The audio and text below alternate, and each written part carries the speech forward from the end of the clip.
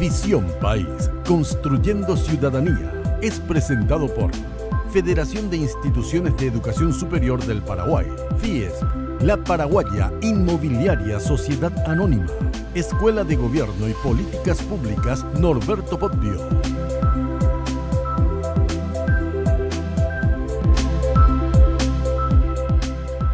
Buenas noches, bienvenidos a Visión País. Hoy queremos compartir con ustedes un abordaje distinto de lo que venimos haciendo en nuestro programa. Queremos, en honor de nuestro programa, mirar el país, ubicarnos desde un lugar, no cualquiera, por supuesto, para poder analizar lo que hay y lo que se viene. Por eso hoy titulamos nuestro tema El Paraguay que tenemos y el que queremos, una visión desde la perspectiva de los escritores. Me recuerda esto al debate que se realizó a mediados del siglo XX en el Brasil en torno de la reforma universitaria. Básicamente se planteaba, para poder abordar la transformación, la innovación de las universidades brasileñas, el eslogan: la universidad que tenemos, la universidad que queremos, la universidad posible, ¿no? Y creo que en esa perspectiva todos soñamos un país distinto, un país en donde se caracterice por la equidad social, no solamente que se reduzca la cantidad de pobres, sino que también al mismo tiempo que se combata la pobreza a través de las políticas públicas, también se tenga que reducir otro problema más grave que el de la pobreza, que es justamente la desigualdad social, que en Paraguay es escandalosa. Por otro lado, soñamos que nuestros niños, niñas y adolescentes estén en la escuela, pero no solamente formen parte de la matriculación del sistema educativo, sino además aprendan las competencias establecidas en la política curricular. Soñamos un Paraguay con un desarrollo cultural importante y significativo que de alguna manera contribuya a la modificación de nuestro TECO, ese TECO paraguayo que muchas veces, en algunos casos, nos impide tener una visión de futuro.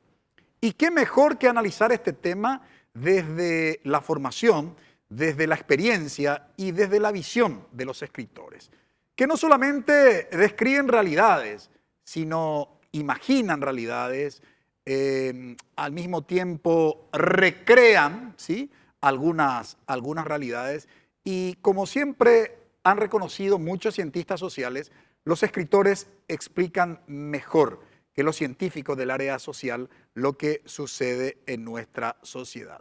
Por eso hoy hemos decidido en Visión País este tema y tener como invitados a escritores para que nos puedan, comentar cómo ven al país y cómo quieren que sea el país. Y esto no es una cuestión menor tratar este tema en este tiempo coyuntural, teniendo en cuenta que, faltan 15 días para que asuman las nuevas autoridades. Nos estamos refiriendo, por supuesto, a las autoridades del Poder Ejecutivo, porque el Poder Legislativo ya juraron los legisladores nacionales, tanto diputados como senadores, el pasado 30 de junio. Nos acompañan para este análisis Araceli Zamudio, docente y novelista. Muy buenas noches, Araceli, gracias por haber aceptado la invitación. Muy buenas noches y muchas gracias por la invitación. También nos acompaña Bernardo Neri Farina, periodista, cuentista y novelista. Muy buenas noches, Bernardo, y gracias por aceptar la invitación. Buenas noches, gracias, Francisco. También está con nosotros Víctor Jacinto Flecha. En este caso lo presentamos como docente, ensayista y poeta. Muy buenas noches, Víctor Jacinto, y gracias por aceptar la invitación. Buenas noches, Francisco. Un placer de estar contigo, con todo este equipo maravilloso que has podido juntar y con tu público, por supuesto. Muy amable. También nos acompaña Marco Augusto Ferreira, docente, novelista y guionista. Muy buenas noches, Marco, y gracias por aceptar la invitación. Gracias, Francisco. Para mí es un honor gigantesco estar rodeado de grandes. Así que espero que sea un programa de la Gran 7 porque yo voy a dar lo mejor de mí. Seguro va a ser un programa distinto, por lo menos en lo que respecta a la propuesta para la televisión. No se muevan del canal, ya volvemos.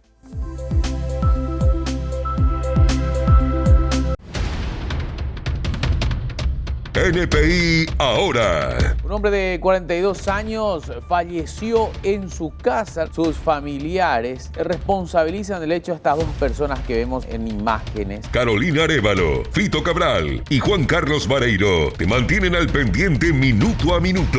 El envío de por lo menos 10 toneladas de cocaína. Hay 2 personas que están imputadas. Un guardia de seguridad logró frustrar un asalto, pero fue herido y le robaron el arma. NPI Ahora. Lunes a viernes a las 9. NPI nos conecta siempre.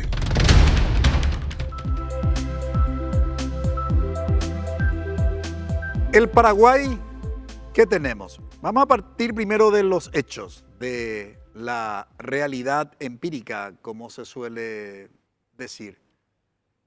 ¿Qué hemos hecho para merecernos esta realidad, Bernardo?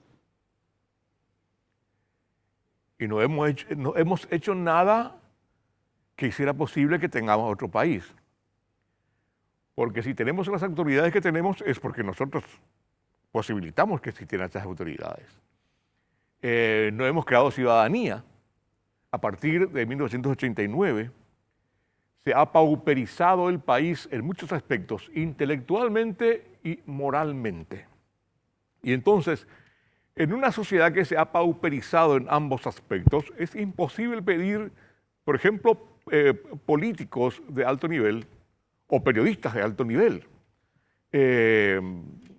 Hay periodismo de alto nivel, hay escritores de buen nivel, hay ciudadanos inteligentes, pero lo que no hay es una sociedad colectivamente culta, por ejemplo, o colectivamente consciente de su condición ciudadana.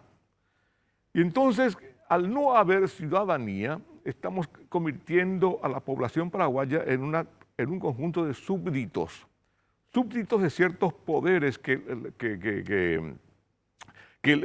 los van sometiendo cada vez más. Porque cuanto menos cultura, menos calidad intelectual y menos calidad moral tengas, sos más fácilmente sometible. Y eso es lo que ha pasado. Realmente hemos involucionado desde 1989 a esta parte. Inclusive tanto que yo conozco gente que te dicen, ¿cuánto pico la democracia era? Y por eso sigue todavía vigente, ya que contra Stroessner vivíamos mejor. Y hay todavía gente que se acuerda de aquel tiempo y dice, bueno, en aquel tiempo había, fíjate en el Congreso, en aquel tiempo había congresistas que discutían con un nivel extraordinario. Y hoy ves que el Congreso parece un zoco marroquí. Y entonces te das cuenta de cuánto hemos involucionado cuando vos ves la clase política. Estamos llenos de diminutivos. Por ahí uno tiene y dice, ¿qué está pasando acá? Ya ni siquiera se respeta la investidura, ni siquiera los investidos respetan su propia investidura. Y entonces ese mensaje que se está dando cada día desde el poder es un mensaje que hace que la ciudadanía, que la población comience a pensar que todo debe ser así nomás luego, que todo debe ser banalizado y ya no hay necesidad ni siquiera de elevarte intelectualmente para enfrentar la vida, porque tenemos el caso del Congreso ahora, estos chicos, ¿qué mensaje tenemos con este chico que es presidente del Consejo del Jurado de Jurisdicción de Magistrados? ¿Qué mensaje nos da esta señora Virina Villanueva, que ahora hizo un descargo de su condición, pero bueno, o de un chaqueñito, qué sé yo, y un montón de diminutivos que ni siquiera uno se acuerda? Entonces, si uno tiene en el Congreso, que debía ser la representación ciudadana, ese tipo de gente, ¿te imaginas? Si esa es la representación ciudadana, entonces los representados también tienen culpabilidad en ese equipo que nos representa allá, donde nos debería representar gente de gran nivel, que nos dé la esperanza de que esto se eleve por sobre la medianía y la mediocridad. ¿Cómo entender, Araceli, que precisamente un país como Paraguay, donde más del 60% de su población está conformado por jóvenes de menos de 35 años, y esto no es un dato menor porque estamos hablando de jóvenes denominados hijos de la libertad, ¿no? gente que ya ha nacido en este periodo democrático, léase después de 1989. Y en un estudio como el Latino Barómetro, Paraguay aparece como uno de los países de América Latina en donde hay muy poca identidad con un sistema democrático. ¿Cuál es la lectura ahí que tendríamos que tener? ¿Por qué la mayoría de la población paraguaya se identifica con un sistema autoritario que con el sistema democrático? Pues sabes que es una pregunta interesante. Yo noto también eso, pero no sabría decirte por qué.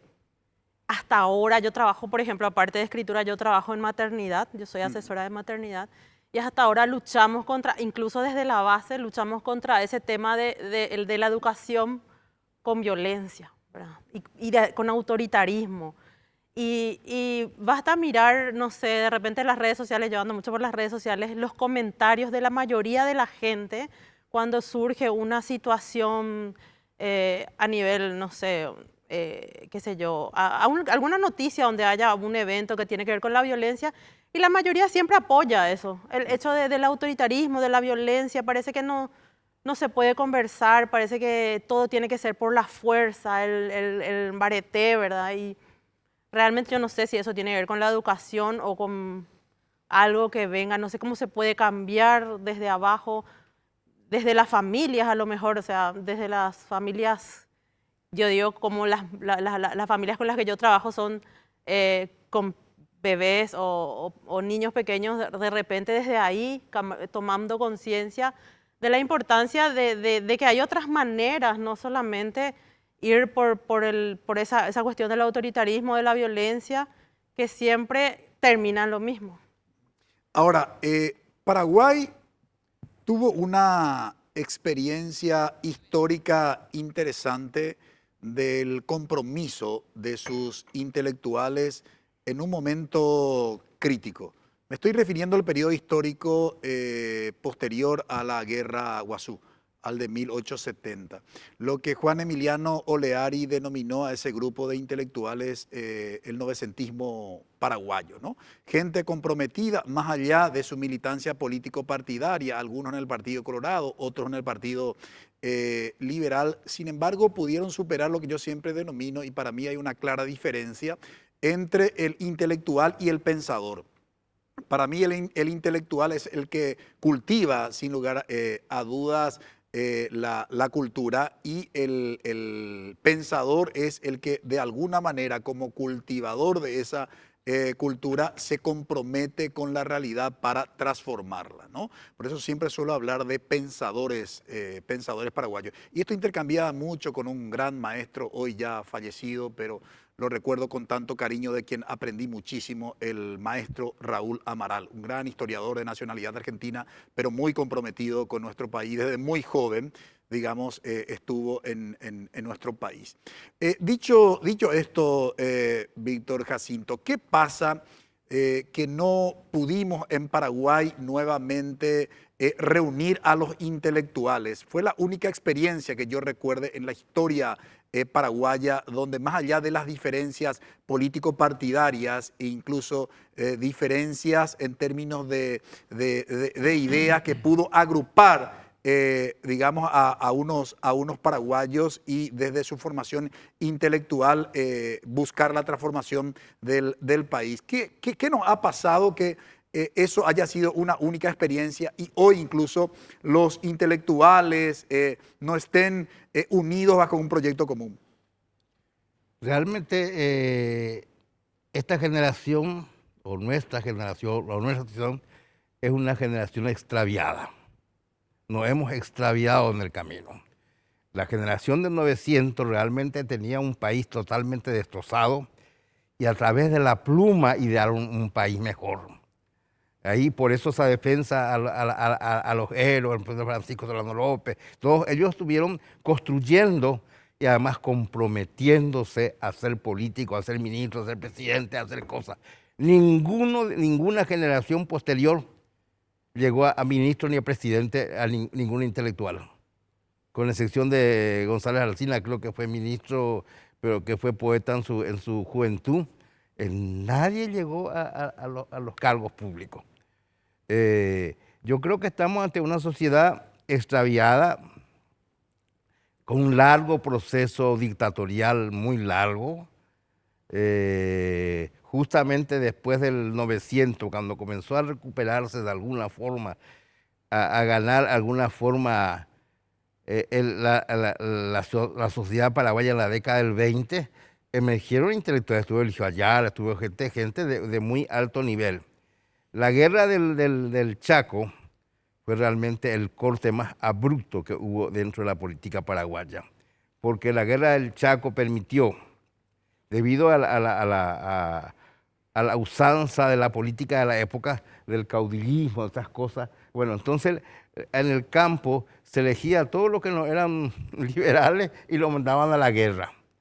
Y la guerra fue un sufrimiento atroz, terrible, una cantidad inmensa de muertos, volvieron. Y los únicos que se sintieron acompañados, estos soldados que regresaban, eran acompañados de su jefe, porque hablaban su propio idioma, la gran diferencia con Bolivia, que hablaban quechua el pueblo, el soldado, y el otro hablaban en castellano, y bueno, no se entendían nunca. Paraguay era uno solo, ahí hubo una unidad y además un reencuentro. Después de la guerra del 70 fue el primer gran reencuentro de todo el Paraguay en un escenario. Vinieron de todas partes, de todos los pueblos, de todas las partes, se reunieron, se reencontraron. Y se encontraron que el único nexo, la única, era su idioma, el guaraní.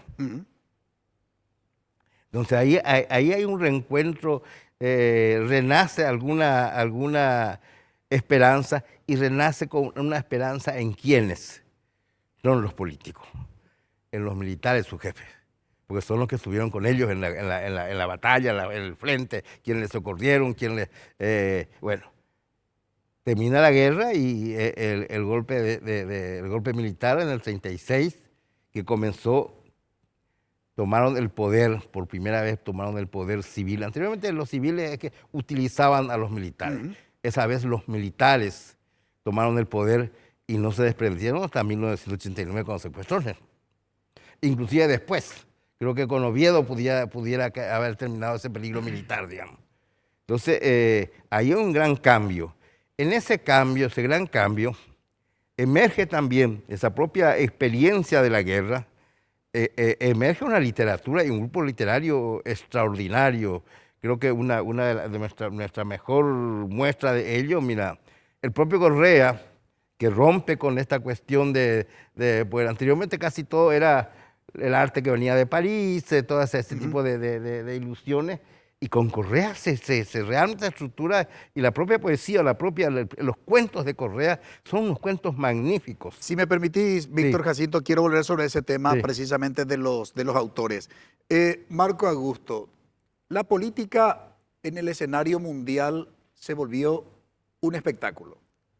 Y por supuesto nosotros no estamos ajenos como parte de este escenario mundial. Un espectáculo que en principio de alguna manera hizo referencia justamente Bernardo Neri Farina en su intervención, que termina negando la institucionalidad y hasta, si se quiere, degradando a la institución a la que representa. ¿Cuáles serían las razones, a tu modo de ver, por qué, digamos, las instituciones republicanas en Paraguay se han degradado tanto? Yo creo que tiene que ver justamente con eso que hablabas también recién de la formación de identidad. Yo creo que a nivel mundial, justamente, las naciones se forman no solamente a partir de sus actos políticos, a partir de sus actos históricos y personajes políticos, sino también a partir de la cultura que generan y cómo venden esa cultura al exterior. Yo creo que a lo largo de los últimos 100 años acá en Paraguay se fue formando una identidad cultural, o por el contrario, se fue deformando la identidad cultural. Y mucha de esa identidad viene a partir de lo que es la ficción, de lo que es el entretenimiento. Parece inocuo, pero sin embargo, nosotros acá en Paraguay, que tenemos acceso a la televisión pública o que tenemos acceso a la televisión de cable hace 20 años, después al internet, ¿con qué crecimos? ¿Con qué crecemos? Viendo lo que son las culturas de afuera. a través de películas, a través de videojuegos, a través de cómics, libros, etc. Consumimos más de la cultura extranjera, entonces empezamos a través de su ficción a darnos cuenta de que ellos quizás tienen un mayor respeto por su institucionalidad a partir justamente de lo que forjaron a nivel cultural. Yo crecí viendo viendo películas de la Segunda Guerra Mundial desde la perspectiva norteamericana que aprendiendo absolutamente nada de la cultura paraguaya en cuanto a la guerra de la Triple Alianza o la guerra del Chaco, por ejemplo. Entonces vos ves sus películas y dices, ¿cómo no van a ser impresionantes los americanos si es que ellos actuaban de esta manera ante las dificultades? Y bueno, la ficción crea identidad. Cuando hay identidad, entonces hay respeto también o cuestionamiento. La ficción también permite cuestionar a nivel histórico nuestras instituciones, su propósito, a los personajes que la compusieron. Y acá en Paraguay nosotros siempre crecimos, por lo menos mi generación, estudiando la guerra de la Triple Alianza, por ejemplo, desde una perspectiva plenamente fáctica. Fechas, personajes, hazañas, nunca se cuestionó nada.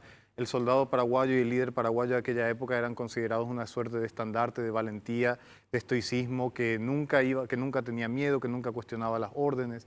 No existía la posibilidad de que se rebelara. Si se rebelaba, entonces ya lo consideraban legionario y por ende legionario era un término negativo. Hasta hoy en día se utiliza de esa manera.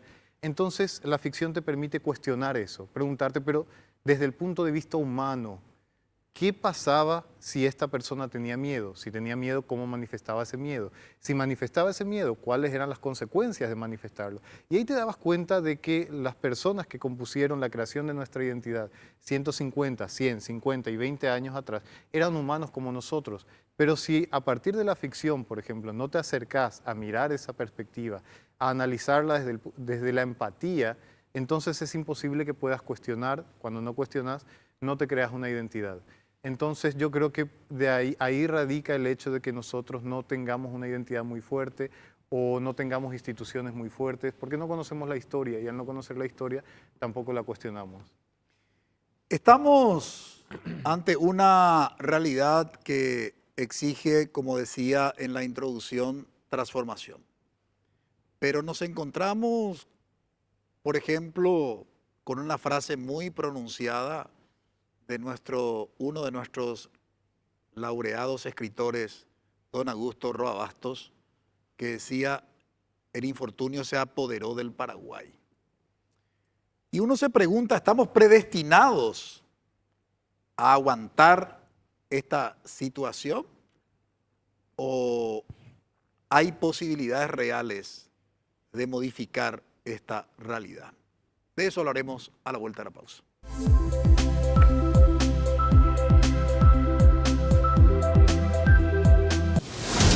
NPI Deportes. Sí, 2-1 frente al tricolor. Olimpia tuvo la posesión de la pelota, la tenencia, pero sin lastimar al arco rival. Esperemos que Chiqui pueda darnos una solución al problema que venimos teniendo. Elijo querer todo coincidencia y este año vamos a traer la cuarta sí o sí. Te conectamos con las diferentes disciplinas del deporte. Hacemos el seguimiento de tus equipos y repasamos todos los resultados deportivos. Debut estelar de Lionel Messi, ingresó en el segundo tiempo y marcó el gol del triunfo. Tenemos que hablar del triunfo de Cerro Porteño. Jugó bien, mereció ganar. Conectate con Ernesto Rosato, Diego Rubín y Nicole González en NPI Deportes. De lunes a viernes a las 12 horas. NPI nos conecta siempre.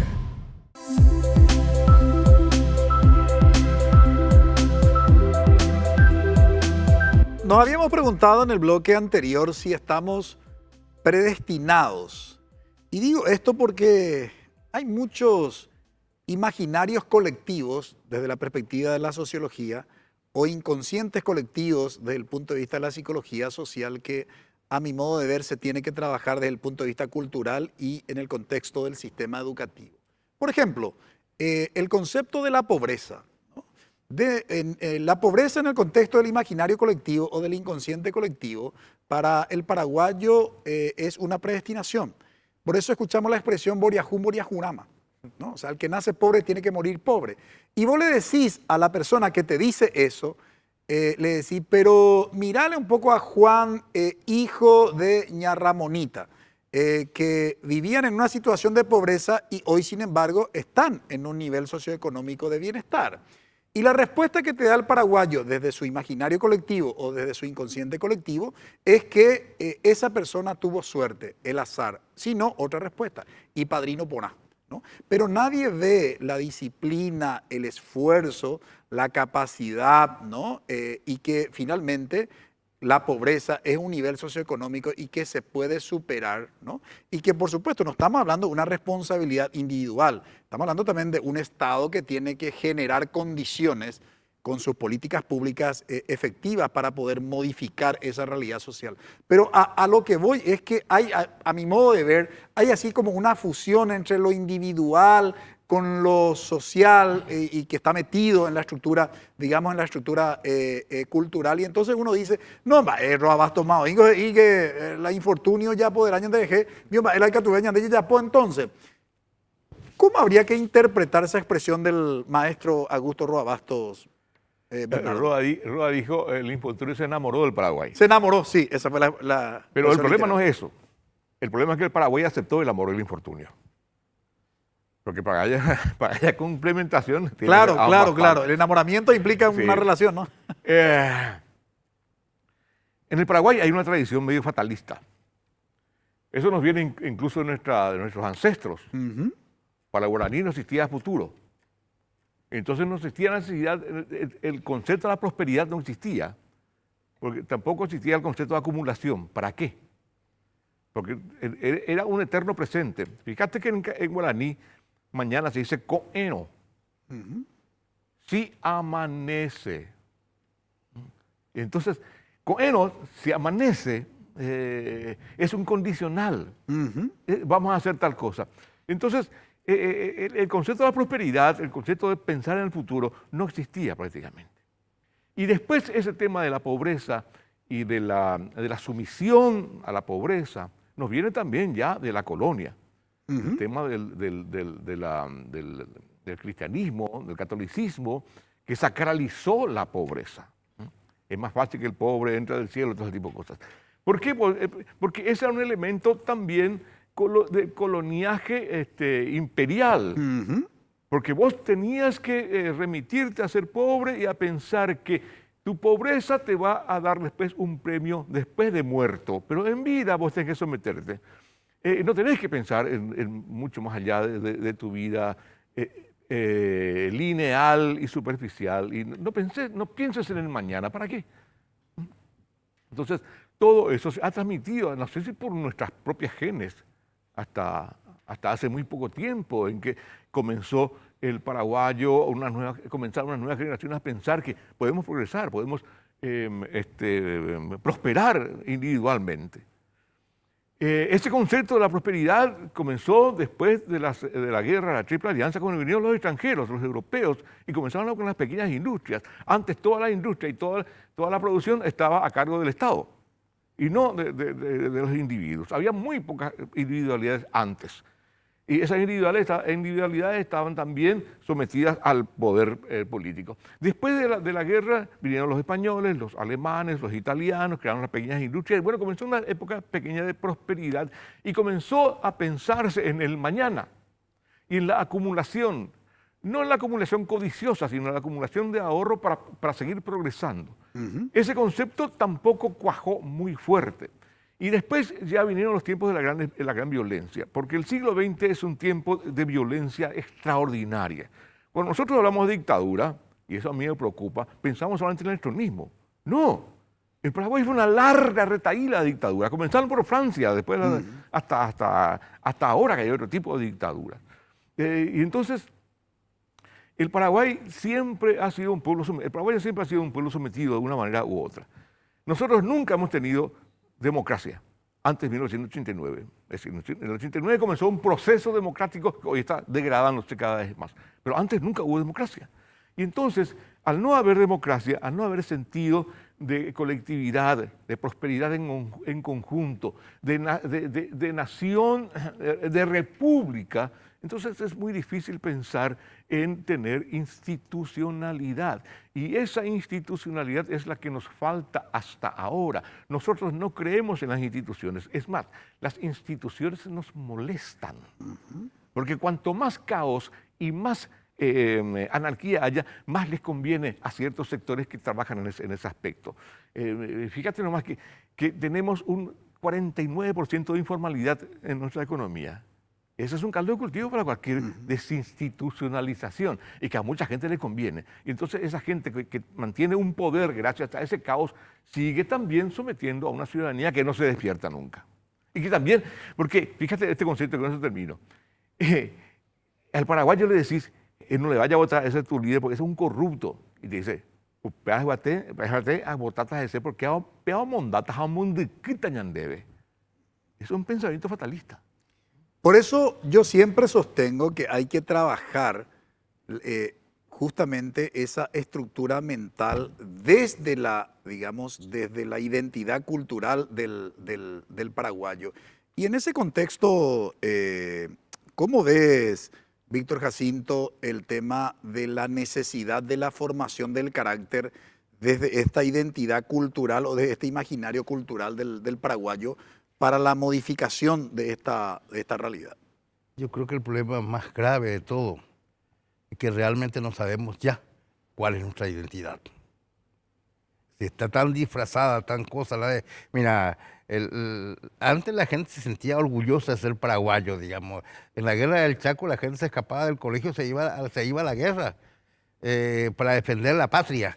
Hoy yo no creo que ni en la calle va a salir la gente a... No, se perdió absolutamente todo ese sentido de identidad, ese sentido de sentirse paraguayo, sentirse orgulloso. Absolutamente, mira, es absolutamente, como yo decía, es una sociedad absolutamente extraviada. El extravío pues es cuando uno está en un lugar y reconoce determinados edificios, determinadas cosas, pero no puede ubicar en el espacio-tiempo. Y yo creo que eso nos pasa como sociedad, digamos.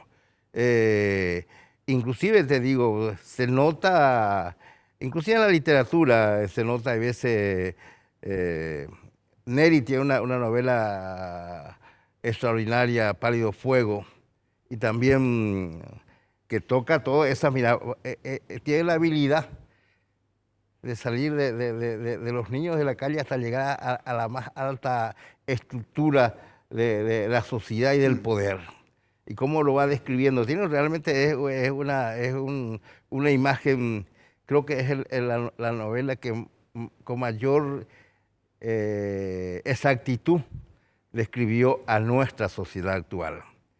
Ahí Marco Augusto tiene una novela también que ya habla del sistema corrupto que existe, cómo corroe a la familia, a cualquier pareja que quiere progresar. Porque la única forma de progresar es a través de la corrupción. ¿Cómo se hace rico el pobre? Lo único que buscan es, como decía, o tener un padrino, o robar, o hacer la única forma, y además se nota. Vos notás que en determinados barrios de repente unas construcciones monstruosas así, tipo algún palacio ducal, y es de gente pobre que soñó toda la vida con Hollywood, que soñó, es lo que decía, se formaron con esa idea de Hollywood, de las grandes mansiones, y edifican y logran, ese es el único éxito reconocido. No hay nadie reconoce un éxito intelectual, nadie reconoce un éxito de la honestidad, lo que es el material que puede, son todas las luces engañosas, esos cumpleaños de 15, ese tipo de cosas es una demostración de poder. Y esa es lo que consume la sociedad. Entonces ha perdido absolutamente toda posibilidad, toda identidad.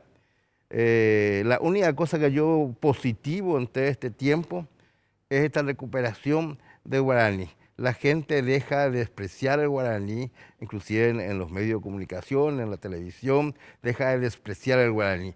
Ya no sos guarango porque hablas en guaraní.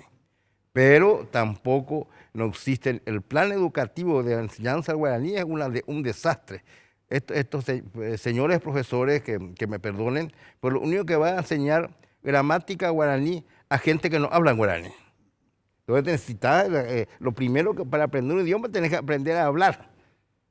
Ahora, Marco Augusto, ¿crees que la corrupción se ha institucionalizado e incluso impregnado en el sistema social en Paraguay? Uy, justamente estaba acordándome de mis clases de Derecho. Yo soy abogado y en la Facultad de Derecho ya algunos profesores te advertían de cómo sería el sistema. Es más, yo no quería ser abogado, tenía miedo. Me acuerdo que llegué a casa al final del primer semestre. Mis viejos querían que siguiera una carrera que me diera dinero, digamos, no que fuera escritor ni cineasta ni nada por el estilo. Entonces llego llorando y digo, era absurdo, tenía 18 años, pero decía, mamá, yo no quiero ser corrupto, tengo miedo de que para ser abogado tenga que ser corrupto. Entonces los profesores que ya habían vivido esa vida, que ya habían vivido el pasilleo, que habían vivido todo el sistema del Poder Judicial, te decían, está bien que quieras hacer esto, pero así funcionan las cosas y es muy probable que tengas que torcer por este camino. Y no te lo decían con ánimo de que lo hicieras, sino que sencillamente era la realidad. Así que sí, está completamente institucionalizado. Y justamente en esa novela que habló Víctor, que es La Garganta de la Tierra, yo necesitaba saber, bueno, existe otro camino. ¿Qué pasa si a vos se te presenta la posibilidad de ir, digamos, por la ruta honesta que aparentemente no tiene beneficios del otro lado del arco iris, y está esta otra ruta que en realidad no implica tanta corrupción moral, que quizás te pueda dar algún que otro beneficio, pero finalmente terminas completamente desviado? Entonces, sí, nosotros asumimos que es la razón de que por más de que vos le des a una persona, digamos que esté en el máximo nivel de pobreza, vos le des el conocimiento para saber, bueno, existe esto del otro lado, estas son las herramientas, finalmente te termine diciendo, sí, están las herramientas, yo sé que puedo llegar a aspirar a eso, pero el sistema funciona de tal manera y por ende no puedo esperar que me ayude de ninguna forma. O me va a ganar que está viniendo por este otro camino completamente torcido. Entonces sí está institucionalizado y yo no sé honestamente cuál es la manera de cortar con eso. Te digo, mi creencia es que la ficción es una de esas formas para empezar a formar conciencia. Y todo es a través de la empatía, decir, bueno, porque ¿qué pasa? ¿Cuál es uno de los grandes propósitos de la ficción? Advertir. Estas son las consecuencias. Y finalmente puede que a uno le llegue o no, pero normalmente cuando te llega la ficción, cuando te llega como persona, como lector, como consumidor, puede que llegue también un momento en tu vida en el que digas, esto le ocurrió a tal personaje, esto ocurrió en tal situación. De ahí nacen los refranes, también nacen costumbres de vida, nacen formas de entender el símbolo, el significado de la vida misma. Entonces nosotros también nos guiamos a partir de eso, de cuál es el mejor actuar. Entonces, por eso yo creo fervientemente en su poder y honestamente no sé cuál es otro camino válido para limpiar todas esas raíces podridas de las instituciones. Ahora, Araceli, si bien la corrupción se institucionalizó y en tanto se institucionalizó, permeó, digamos, la cultura paraguaya, sin embargo, yo estoy convencido que una gran parte de la población es honesta. En este país hay gente, miles de personas, que se levantan a las 3:30, 4 de la mañana en adelante y con mucho sacrificio, insisto, y honestidad, lleva el pan a la mesa de su casa y en su actuar, digamos, es honesto, ¿no? Dicho esto, ¿cómo ves esta puja entre corrupción y honestidad desde la perspectiva de la cultura paraguaya? Yo creo que sí, que existe mucha gente que como vos decís, nos levantamos temprano y empujamos nuestro... Pero también llega un punto en que uno se pone a pensar que mientras vos caminas a 10, el otro por el lado ya se fue a 60 y ya llegó ahí donde vos querías llegar hace 10 años atrás. Entonces llega un punto en que uno se plantea, y creo que tiene que ver mucho con los valores personales, con los valores, no sé, familiares que uno maneja, pero en la juventud por lo menos yo veo una cierta desazón, o sea, como se rinden, tipo, me voy, si puedo irme, o sea, si hay posibilidad de salir, porque no ven un camino, una alternativa, como él dice, yo tampoco sé cómo se puede salir de eso, porque en todos los ambientes donde me he metido siempre llega un punto en el que uno se da cuenta de que el que tomó el camino fácil llegó primero y parece que todo tu trabajo no valió la pena y llegas a sentirte así, ¿verdad? Entonces, y yo noto en los jóvenes, 20 años más o menos, que ya no, que lo tienen luego ya tan internacional, o sea, tan adentro de este tema, porque en los trabajos prácticos luego vos ya ves que, ¿para qué voy a hacer el esfuerzo de hacer toda esta investigación, de leer todo este libro si puedo ver el resumen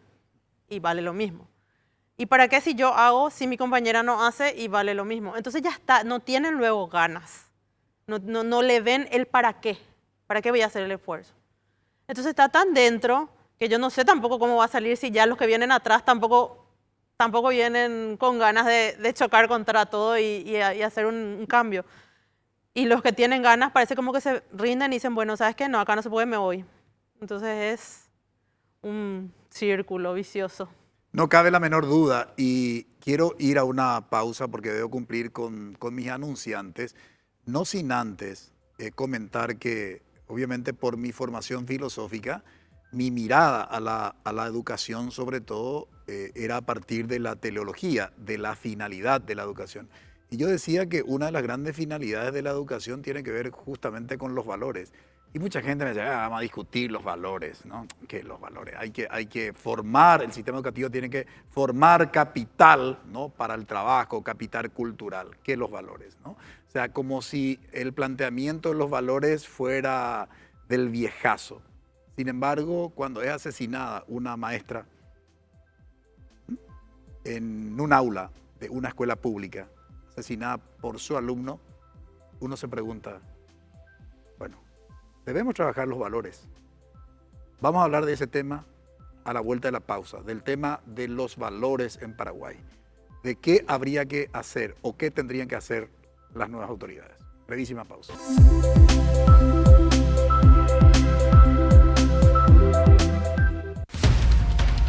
Teledía de 13 a 14. Nos centramos en informaciones que resulten útiles para el desarrollo de tus actividades. Los detalles de lo que fue este procedimiento que se inició en horas de la noche, 27 allanamientos, 18 personas detenidas, además del decomiso de armas. Conéctate con Carolina Arévalo y Roberto Coronel en Teledía de 13 a 14. La información resaltante del día: abandonaron a un bebé, a un recién nacido. Tremendo esto que sucedió. Una familia, al percatarse de esta situación, rápidamente auxilió al bebé. De lunes a viernes a las 13 horas, NPI nos conecta siempre.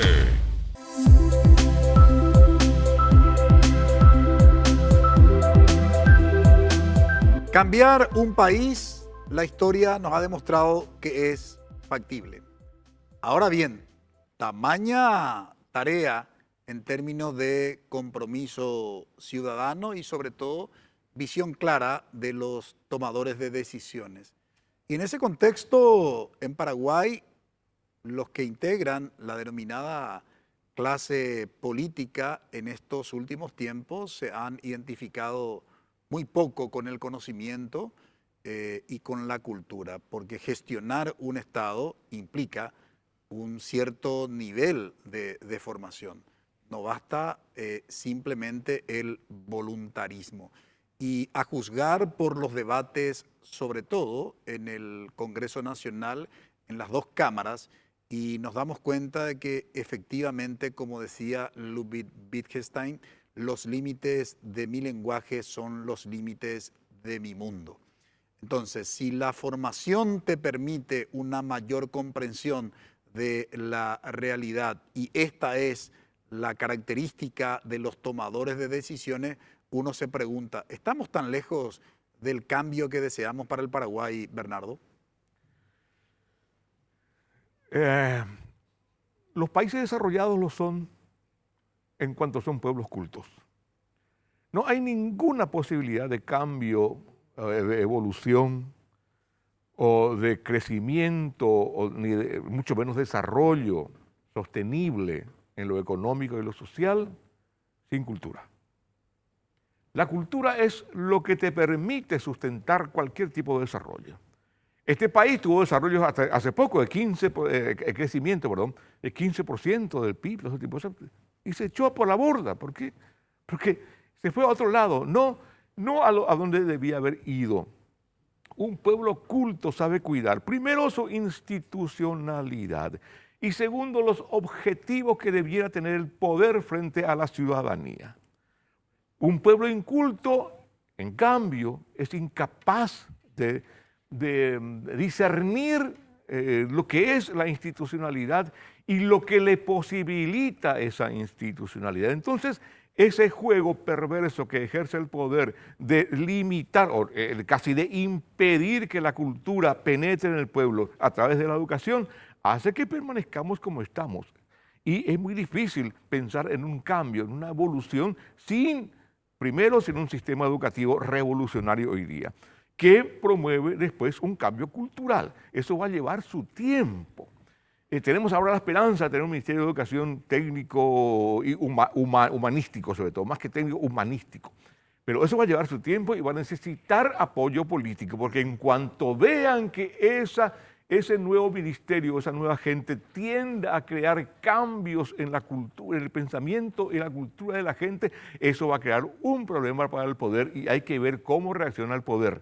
Y hay que ver cómo el presidente actúa en este aspecto, respaldando a ese sistema nuevo que se quiere implantar en la educación. Entonces, sin educación, sin cultura, es imposible cambiar nada. Y por lo menos ahora estamos en la expectativa de la posibilidad de un cambio que no sabemos cómo va a hacerse y cómo va a continuar y qué sostén político va a haber. Porque ni a la política actual, ni a la estructura conservadora del poder económico le conviene un pueblo pensante hoy día. Ahora, para lo que está comentando Bernardo Neri Farina, Víctor Jacinto, se requiere de un proyecto cultural, educativo, y yo no veo con claridad que en Paraguay se tenga ese proyecto. ¿Cómo vos ves? Mira, yo veo que estamos ante un vacío realmente. Yo no veo un proyecto, porque además todo cambio social, vos tenés que tener un porcentaje alto de gente que piense como uno como para sostener ese cambio. Y yo no veo dentro de nuestra sociedad, si bien existe algunos grupos, pequeños grupos, pero no veo una sociedad, un porcentaje X que pueda llevar adelante o sostener un proceso de cambio. Inclusive yo creo que también la educación no solo son ni el ministerio ni un programa, son quienes llevan adelante, son los maestros. Y en los maestros yo veo una vaciedad muy grande, no leen, no compran libros, no leen, entonces es imposible de que avance esta situación. Yo lo veo muy difícil, yo veo que, no sé, veo que estamos llegando a un límite, ya casi tocando el fondo de lo que puede ser esta sociedad y cómo puede darse un gran sacudón. Y hay veces uno dice, ¿será que solamente la violencia es capaz de cambiar a una sociedad?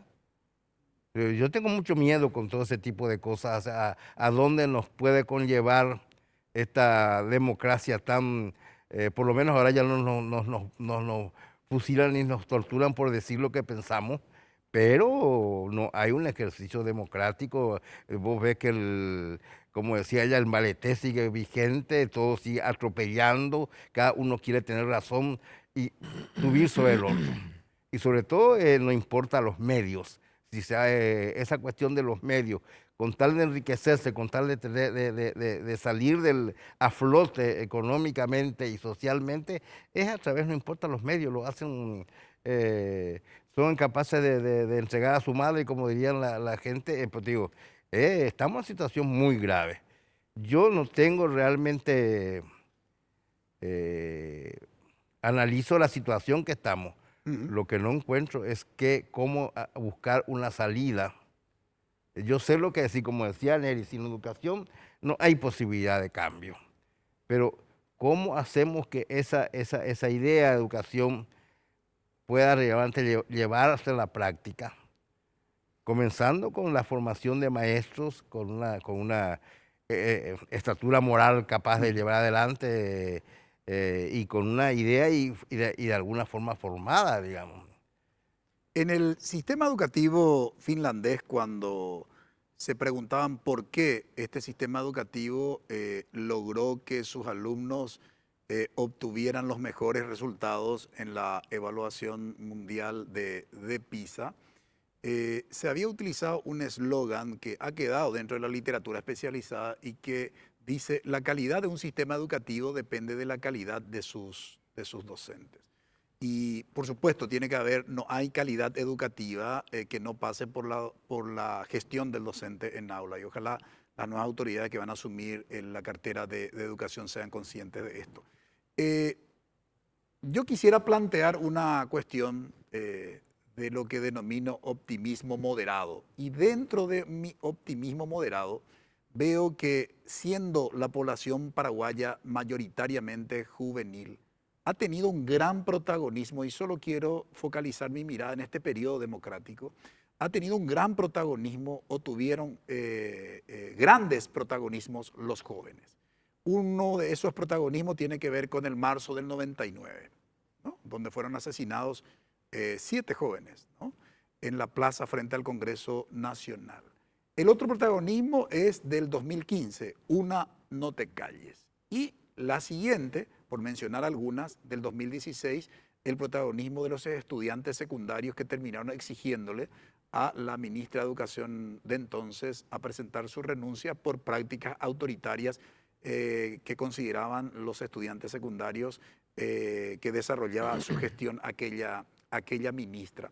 En ese contexto, ¿cómo ves, Marco Augusto, la posibilidad de cambios en Paraguay? Insisto mucho con este tema y cito estos ejemplos puntuales del protagonismo juvenil, independiente o por fuera del sistema cultural y sistema educativo. Sin embargo, tuvieron ese protagonismo. Entonces uno dice, a ver, ¿de qué podríamos agarrarnos?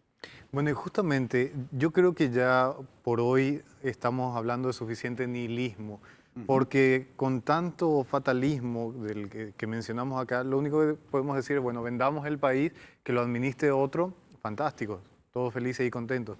Pero no, empecemos a hablar ya de la esperanza, de lo que está funcionando y de lo que puede funcionar. Y hoy, por ejemplo, es mucho más fácil denunciar una situación irregular que hace 20 años, que hace 30 años.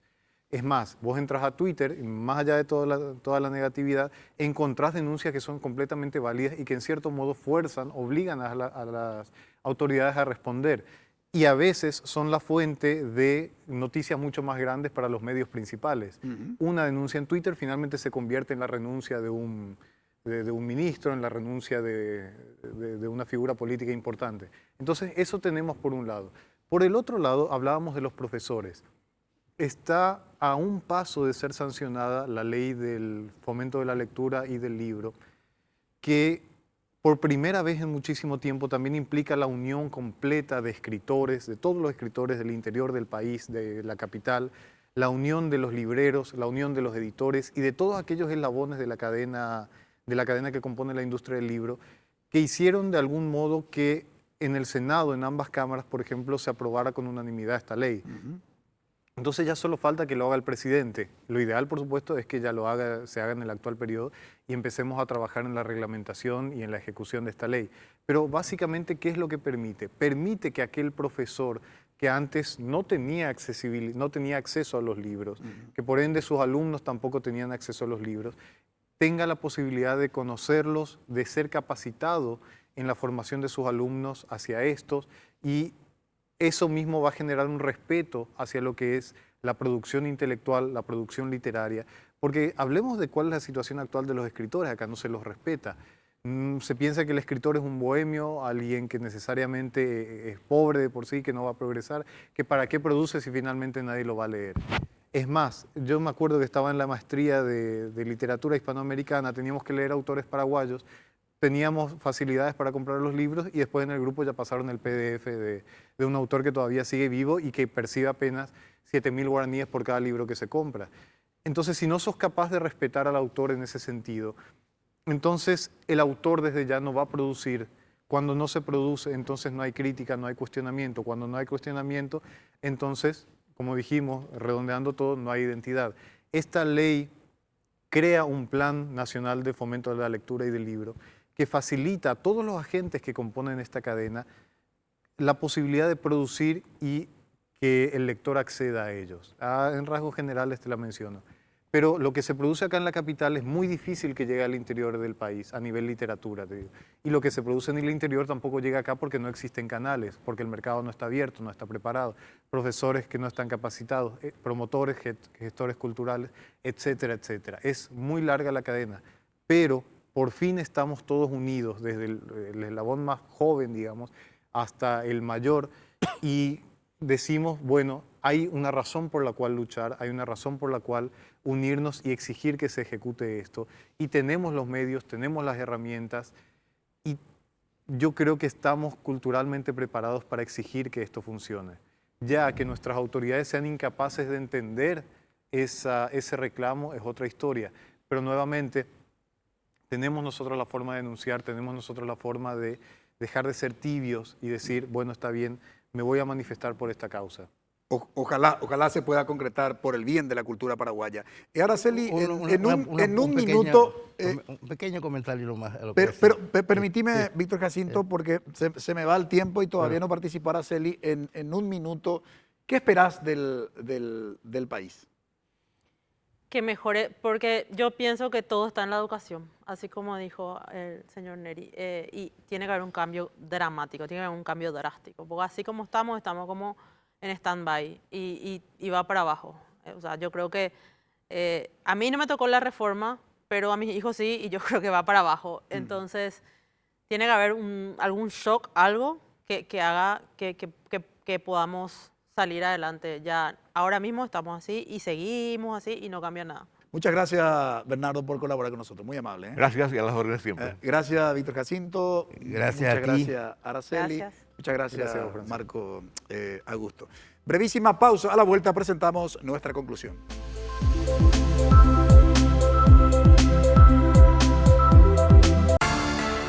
En NPI, Óscar Acosta y Menchi Barrio Canal te conectan con la información. El doctor Felipe González no será ministro de Salud Pública, ni asumió. Desde los estudios de Monumental 1080 AM.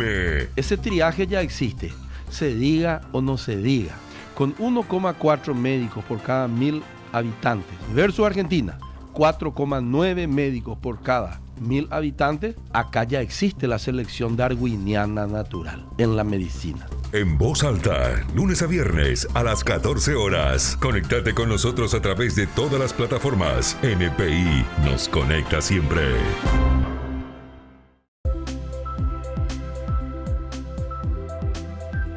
El Paraguay que tenemos y el que queremos. Una visión desde la perspectiva de los escritores ha sido el tema de análisis hoy en Visión País.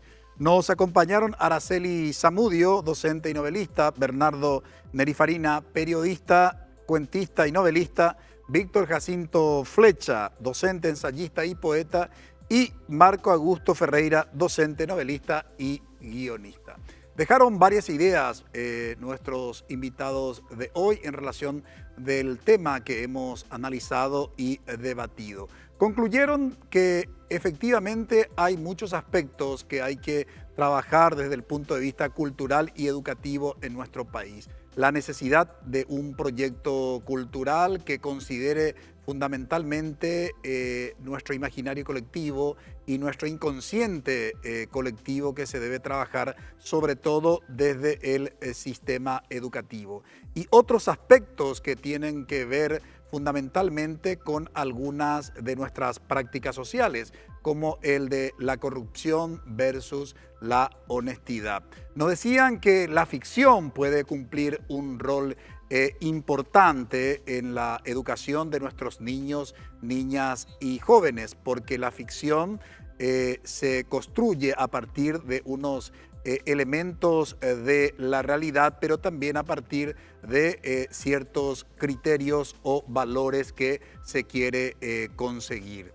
La transformación de la sociedad paraguaya es factible, para ello se necesita una visión y comprensión de esta realidad que se va a transformar por parte de los tomadores de decisiones, pero también el cambio solo es factible a partir del compromiso de los ciudadanos. Ojalá realmente nuestros ojos alguna vez sean testigos de este cambio tan anhelado de nuestro país. Agradecemos su preferencia, que todos tengan un buen inicio de semana. Buenas noches. Visión País, construyendo ciudadanía, fue presentado por Federación de Instituciones de Educación Superior del Paraguay, FIESP, La Paraguaya Inmobiliaria Sociedad Anónima, Escuela de Gobierno y Políticas Públicas Norberto Bobbio.